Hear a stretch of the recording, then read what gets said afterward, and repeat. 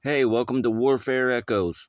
Alright, let's declassify the A-10 Warthog. We're going to get into some facts you probably don't know, so we're going to bypass that famous sound and really dig into what makes this thing tick. You know that sound, the famous BRRRRRT. But believe me, that's just the start of it. Okay, let's get right into the source of that incredible weapon.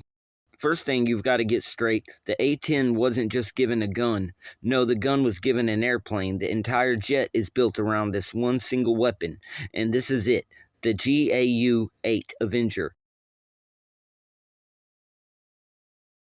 It's one of the biggest cannons ever put on a plane, and just to put that in perspective for you, the cannon itself is as big as a VW Beetle. Check this out, it spits out 3,900 rounds every single minute. That's just incredible. So why build a whole plane around a gun? Well, it's all about survivability. Think about it. This thing has to fly low and slow right into the thick of it. The answer? Over 1,200 pounds of armor just to protect the pilot.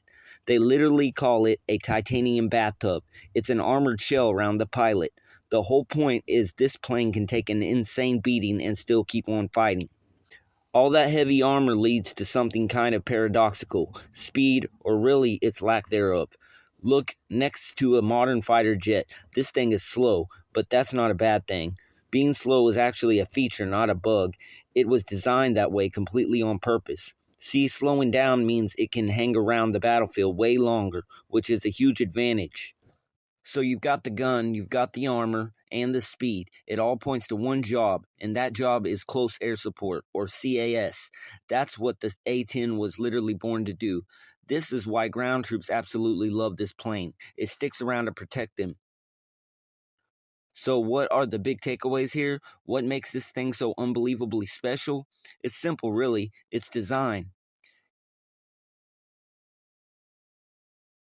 It's simple, really. It's design. Is it its destiny? Everything serves that one unique purpose. But that leaves us with one big question. In an age of drones, does the flying tank still have a future?